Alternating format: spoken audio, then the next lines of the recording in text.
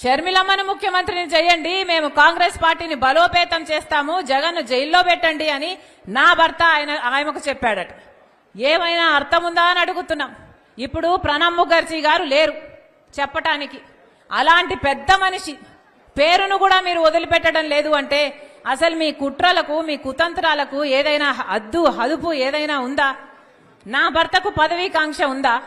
మాకు పదవీకాంక్ష ఉంటే మా నాన్న అప్పుడు 5 సంవత్సరాలు ముఖ్యమంత్రి, మేము ఒక్క పదవైనా తీసుకోకపోయే వాళ్ళమా? మాకు పదవీకాంక్ష ఉంటే ఒక్క పదవైనా తీసుకున్నామా మేము? మా నాన్న ముఖ్యమంత్రిగా ఉన్నప్పుడు ఒక్క పదవి తీసుకోలేదు కదా. మరి మాకు పదవీకాంక్ష ఉంది అని నేను వైసీపీ కోసం అంత త్యాగాలు చేసి అంత నడుస్తే పోనీ అప్పుడైనా నేను ఏదైనా పదవి అడిగానా?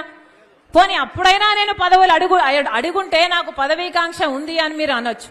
మేము పదవీకాంక్షలు ఉన్నోళ్ళమే అయితే అసలు మీకోసం మేము పాదయాత్ర చేయడం ఏంటి? నా కోసం నేను పాదయాత్ర చేసుకుంటే అర్థం ఉంది, కానీ మీకోసం నేను పాదయాత్ర చేసుకుంటే నాకెలా పదవులు వస్తాయి? అసలు ఇంగితం ఉండే మాట్లాడుతున్నారా? నా భర్త అంట సోనియా గాంధీ దగ్గరికి వెళ్ళాడట. నా భర్త వెళ్ళింది సోనియా గాంధీ గారి దగ్గరికి భారతిరెడ్డి గారితో పాటి మా వదినమ్మతో కలిసిపోయాడు.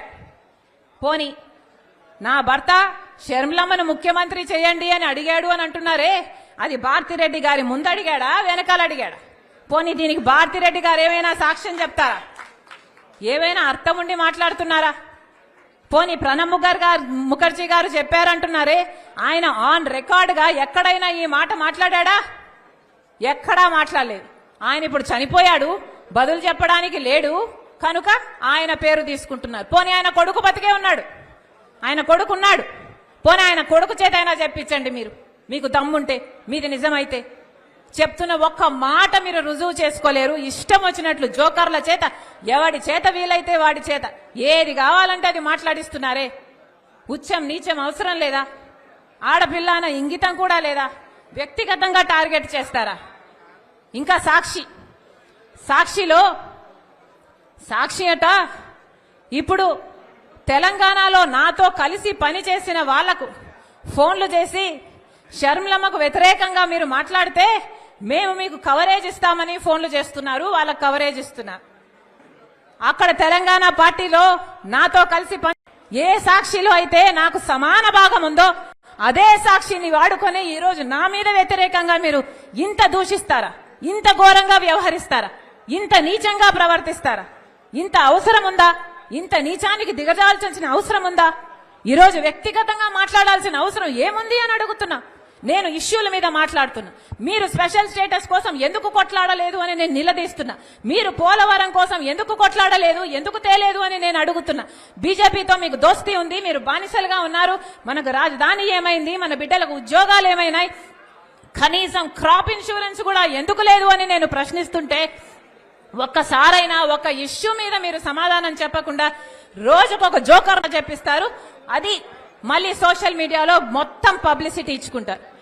బుద్ధి, ఇంగితం, జ్ఞానం ఏదైనా ఉందా? ఇంత నీచానికి దిగజారాలా? విలువలు, విశ్వసనీయతలు అని పెద్ద పెద్ద మాటలు చెప్పారు కదా, మరి మీకు లేవా విలువలు, విశ్వసనీయతలు? ఆలోచన చేయాలి. తెలుగు ప్రజలు పిచ్చోళ్లు కాదు, అన్ని గమనిస్తున్నారు, అన్ని చూస్తున్నారు. నేను రాజశేఖర్ రెడ్డి బిడ్డను. పులి కడుపున పులే పుడుతుంది. రాజశేఖర్ రెడ్డి రక్తం నాలో ప్రవహిస్తుంది. నేను రాజశేఖర్ రెడ్డి బిడ్డ వైఎస్ షర్మిలా రెడ్డి. నా పేరు ఇదే, నా ఉనికి ఇదే. ఎవరు కాదన్నా, ఎవరు అవునన్నా, ఎవరు గీ పెట్టినా నేను వైఎస్ షర్మిలా రెడ్డి. ఆంధ్ర రాష్ట్ర ప్రజలకు మేలు చేయడానికే ఇక్కడికి వచ్చాం. నా గుండెలో నిజాయితీ ఉంది. ఆంధ్ర రాష్ట్ర ప్రజలకు వాళ్ళ హక్కులు కల్పించాలని రాజశేఖర్ రెడ్డి బిడ్డ ఈ రోజు తన పుట్టినింటిలో ఆంధ్ర రాష్ట్రంలో అడుగుపెట్టింది. నిలబడుతుంది, కొట్లాడుతుంది. ప్రత్యేక హోదా వచ్చేంత వరకు రాజశేఖర్ రెడ్డి బిడ్డ ఇక్కడ నుంచి కదలదు. పోలవరం వచ్చేంత వరకు రాజశేఖర్ రెడ్డి బిడ్డ ఇక్కడ నుంచి కదలదు. మన రాష్ట్రానికి, మన బిడ్డలకు ఉద్యోగాలు రావాలి, మన రాష్ట్రం అభివృద్ధి చెందాలి. అంతవరకు రాజశేఖర్ రెడ్డి బిడ్డ తన పుట్టింటి నుంచి కదలదు. మీ ఇష్టం వచ్చింది చేసుకోండి, ఎంత చేసుకుంటారో చేసుకోండి, ఏం పిక్కుంటారో పిక్కోండి. ఇక్కడ భయపడే వాళ్ళు ఎవ్వరూ లేరు. ఇక్కడ ఉన్నది రాజశేఖర్ రెడ్డి బిడ్డ. ఖబర్దార్. జోహార్ వైఎస్ఆర్. రాహుల్ గాంధీ గారి నాయకత్వం వర్ధిల్లాలి, వర్ధిల్లాలి.